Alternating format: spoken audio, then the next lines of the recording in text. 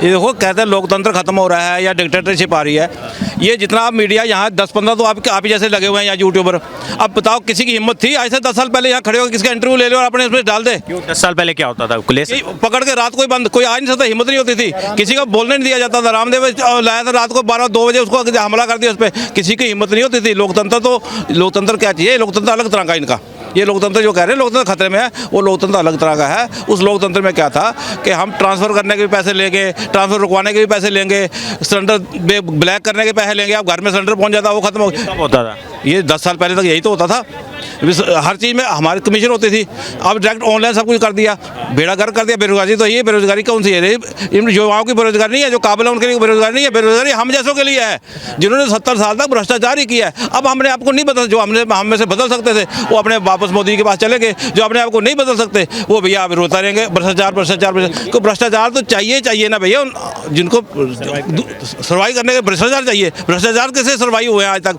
अब कहीं कुछ भी जाओ, छोटे से छोटे काम के लिए, बड़े से बड़े काम के लिए पैसा। अब क्या है कि किसी मंत्री जो मिनिस्टर है ना, वो भी पुलिस थाने में जाके किसी को नहीं कह सकता, फ़ोन करके नहीं कह सकता, उसकी भी रिकॉर्डिंग करके या यूपी में योगी को भेजी जाएगी या सेंटर मिनिस्टर आएगा तो मोदी को भेजी जाएगी। अब किसी इनके हाथ में कुछ रखा ही नहीं, तो इनके लिए तो लोकतंत्र खतरे में आ गया। लोकतंत्र इनका यही था कि दुनिया लूटो।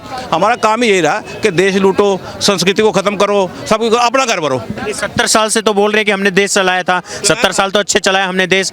बोले 10 सालों में तो गर्त में गया देश, सारे इंस्टीट्यूशन बेच दिए, जो भी सरकारी संपत्ति थी अडानी अंबानी जैसे को सस्ते दरों में बेच दिया। हमने 70 साल ऐसे तो चलाया, हमने संस्कृति खत्म कर दी, देश का जो इंडस्ट्री नहीं लगने दी, क्योंकि बाहर से इंपोर्ट करके माल हम मंगवाते थे तो हमारा जो बाग कमीशन आती थी बाहर के बाहर विदेश में जमा हो जाती थी, यहाँ पकड़ में नहीं आ सकती। अब यहाँ इंडस्ट्री लगा रहे हैं, हम इंडस्ट्री से एक बार पैसा ले लेंगे, 2 बार ले लेंगे, रोज रोज इंडस्ट्री वाला पैसा देगा। हर एक गाड़ी बनाएगा कोई, तो हर एक गाड़ी में कमीशन थोड़ा दे, बाहर से मंगवाते थे, हर गाड़ी में कमीशन मिलती थी, तो हमारे सारे धंधे तो बंद हो गए भैया। हमारे सीधा यहाँ इंडस्ट्री लग जाएगी तो बाहर से माल इंपोर्ट करते थे, उसके हमारी कमीशनें कहाँ रहेगी? बाहर। अब यहाँ से अगर किसी कमीशन लेंगे वो पकड़े जाएंगे, ईडी पकड़े हुए। अब बाहर के बाहर जमा होता था, पकड़े नहीं जाते थे। कल राहुल गांधी जी की पार्टी ये डोनेट फॉर देश बोल रहे हैं कि हमें देश बचाने के लिए पैसा दीजिए, चंदा दीजिए डोनेट फॉर देश के थ्रू, क्योंकि देश जो है वो खतरे में। अगर 2024 में वापस से मोदी सरकार आती है तो देश का लोकतंत्र खत्म होने वाला है। आप डोनेट करेंगे? ये जो डोनेट ले रहे हैं उससे क्या करेंगे? सेना के लिए बम गोला खरीदेंगे, उनके जैकेटें खरीदेंगे, या अपने घर के लिए मांग रहे हैं? पहले ये तो कन्फर्म। देश बचाने के लिए हैं? देश बचाने के लिए क्या सेना के लिए कोई सामान खरीदेंगे, साजो सामान खरीदेंगे? बॉर्डर पे कोई तारे लगाने के लिए, कोई बिजली करंट छोड़ने के लिए, किसके लिए पैसा चाहिए इनको? या अपना जो 10 साल से कमीशनें खत्म हो गई, इनके भ्रष्टाचार खत्म हो गए, उसको पैसा उस घाटे को पूरा करने के लिए पैसा चाहिए, या राष्ट्र की सुरक्षा के लिए, राष्ट्र के विकास के लिए पैसा चाहिए? पहले ये तो पूछो, मीडिया उनसे पूछे ना। क्या बोलेंगे सर? इनको जाकिर नायक और वो चाइना वाले भी तो चंदा देते हैं, इनको कौन सी चंदा की कमी है? अभी इनका कांग्रेस का एक आदमी पकड़ा गया है जिसके पास पता नहीं कितने करोड़ निकले हैं, 350 की रेट में निकला है। तो ये उस पैसे को छुपाने के लिए चंदा मांग रहे हैं, मेरे को तो ऐसे लगता है। आप डोनेट करेंगे देश बचाने के लिए तो हम मोदी को डोनेट करेंगे, इसको देश बर्बाद करने के लिए डोनेट करेंगे क्या? नहीं, आजकल न्याय यात्रा निकालने वाले हैं, बोल रहे हैं 14 तारीख से न्याय यात्रा निकालेंगे, पूर्व से लेकर पश्चिम तक 6,000 किलोमीटर। इसके बाद इनकी जेल यात्रा की भी तैयारी है, सब एक के पीछे एक जाने वाले हैं।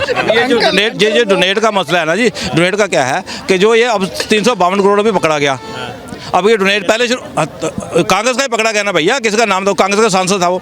अब ये क्या है कि ये पैसा जो हमारे पास और भी ऐसे कई सारे पड़े हैं, एक बंदा थे, ये तो एक छोटी सी मछली थी एक, ये तो बड़े बड़े मगरमच्छ हमारे देश में पड़े हुए, इससे बड़े जिनमें 1000 करोड़ भी होगा, 2,000 करोड़ भी होगा। अब उस पैसे को एक नंबर करने के लिए हम मुहिम चला रहे हैं डोनेशन की। अब डोनेशन लेंगे, अब किसी देना तो किसी ने है नहीं है, चवन्नी भी। अब वो बाद में कह देंगे हमें इतने 10 करोड़ रुपये हमें कमीशन में डोनेशन में मिला, 20 करोड़ यहाँ से मिला, 10-15 करोड़ वहाँ से मिला, वो बताने के लिए उस पैसे को जो कांग्रेस का ब्लैक का पैसा है उसको ये व्हाइट करेंगे राहुल गांधी के लिए। व्हाइट अब क्या है कि जो ट्रस्ट बनते हैं, ट्रस्ट में क्या करता है कि मैं ट्रस्ट बनाया अपना, वो ट्रस्ट में पैसा तो मेरा घर का ब्लैक होता है। हम दूसरे लोगों से कहते हैं तू चेक दे दे भैया, 1 लाख का चेक दे दे, 1 लाख में से नकद ले ले, उस ट्रस्ट के नाम से पैसा लेते हैं। अब हिंदुस्तान में आज भी चल रहा है ये, ट्रस्ट के नाम से पैसा लेते हैं, उसको नकद पैसा। मीडिया क्या करता है? जो मीडिया है, मीडिया क्या करता है कि एडवर्टाइजमेंट जो आती है, केजरीवाल आप पार्टी इतनी लगातार एडवर्टाइजमेंट देती है, कमाई का बड़ा तगड़ा साधन को पकड़ नहीं सकता। उसमें क्या है कि जो ऐड का पैसा है, उन्होंने कहा ये 10 करोड़ का बिल दे दिया, उन्हें 1 महीना ऐड करी, 10 करोड़ का बिल है।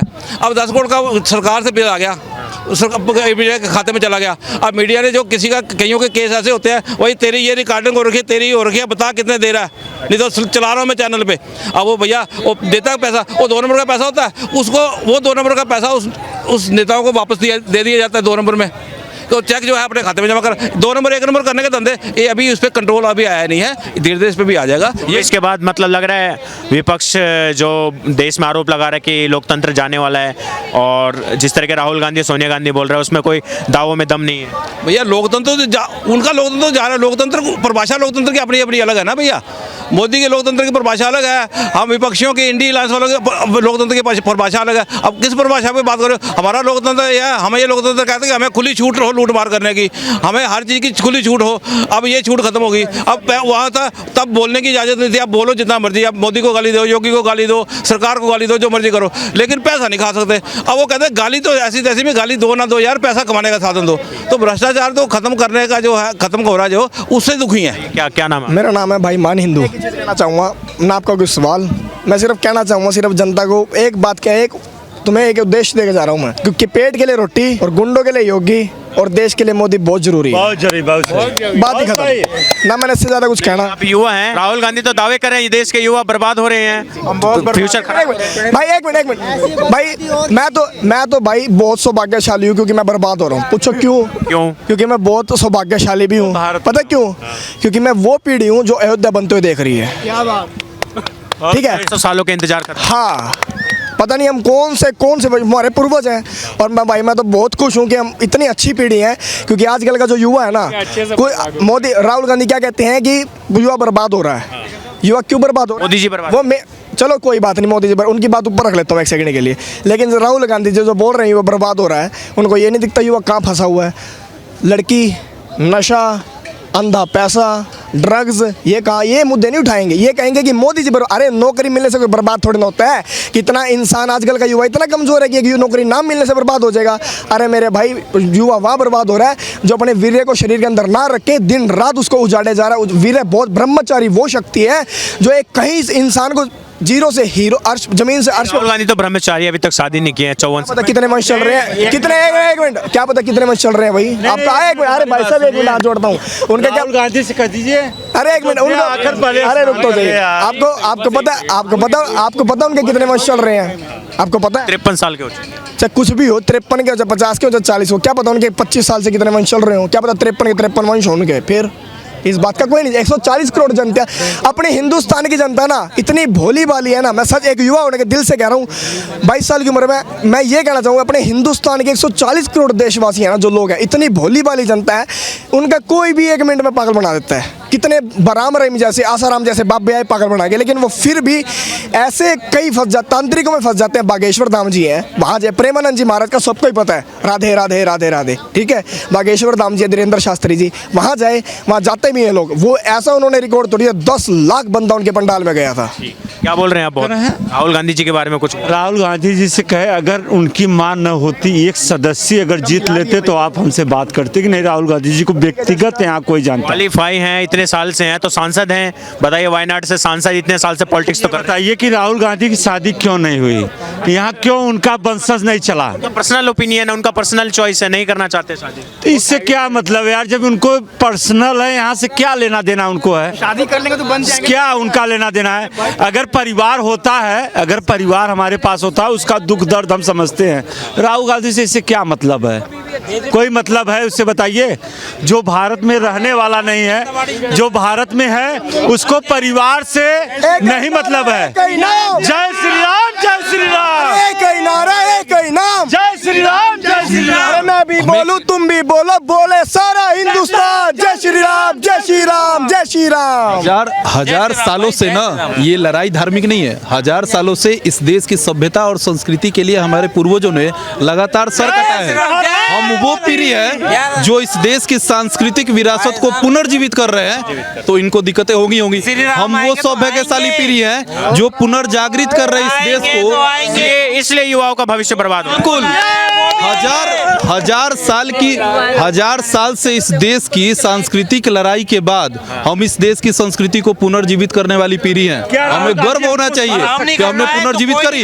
और 22 जनवरी को इस देश की सभ्यता का एक स्वर्णिम दिन होगा, जहां 1000 सालों की आक्रांताओं की सारी व्यवस्था के बाद हम राम मंदिर को स्थापित। पहली जीत होने जा रही है। ये वो जीत है ना जिसके दम पे हम नव भारत का निर्माण करेंगे, अखंड भारत बनेगा। राहुल गांधी जैसे लोग रोड साइड खड़े होंगे, एक दिन ये होगा। आप बार बार ये कह रहे हैं भाई साहब, सबको मौका मिलेगा, क्योंकि ये वो हैं। पहले सबसे पहले तो आपका धन्यवाद, आप भी युवा हो, आप भी हमारे भाई हो, आपका बहुत बहुत धन्यवाद जो हमारे देश की जनता की आवाज़ उठा रहे हो, हमारे जैसे युवा को आगे कर रहे हो, उनके पास उनके अंदर की भड़ास निकाल रहे हो। सबसे पहले आपका धन्यवाद, आपके चैनल का धन्यवाद। आप खूब तरक्की करो, प्रभु आपको खूब आगे पहुँचाए, आपके चैनल का जो भी नाम है आपको खूब आगे पहुँचाए। और दूसरी बात ये कि जो आप बार बार ये कह रहे हो राहुल गांधी ये कहते हैं मोदी ने युवा खराब कर दिया। अरे एक बार तो ना सिंपल सी पूछूंगा, जो युवा है, युवा को कहाँ मजा आता है आपको पता है? उसको लड़की आशिकी में मजा आएगा, उसको नशे में, कहते हैं थोड़े दिन की उसको उन चीज़ों में मजा आएगा जो थोड़े दिन की चांदनी फिर अंधेरी रात। कहना मतलब नशा, लड़की, ये गलत चीज़ें जो उसके शरीर को दुष्प्रभाव पहुंचा रही है, मांस मदिरा का सेवन करना।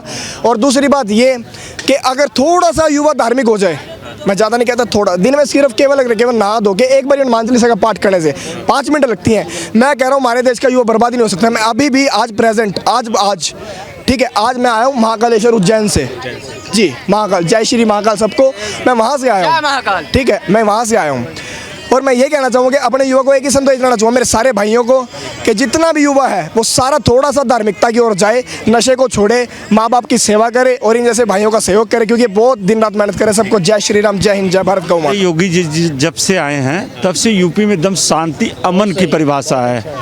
वो राम मंदिर चाहे मस्जिद हो जाए जो हो, जैसे वो ईद था, इतने भाईचारे से सब मिले कि हमें बहुत अच्छा लगा कि नहीं ये चीज़ यूपी में है। नहीं, वो भाईचारा इसलिए था क्योंकि योगी जी ने बोल रहे हैं कि बुलडोजर का डर दिखाया है। घंटा में 24 घंटा जो होता है सर, जिसको कहते हैं 24 घंटा में जो अपराधी, जैसे किसी को पैकेट मारना हो, वो डर जाते हैं कि योगी जी का शासन है, योगी जी का शासन है, इसलिए मैं पैकेट नहीं मार सकता। योगी जी के राज में राम राज आ गया सर वहाँ पे।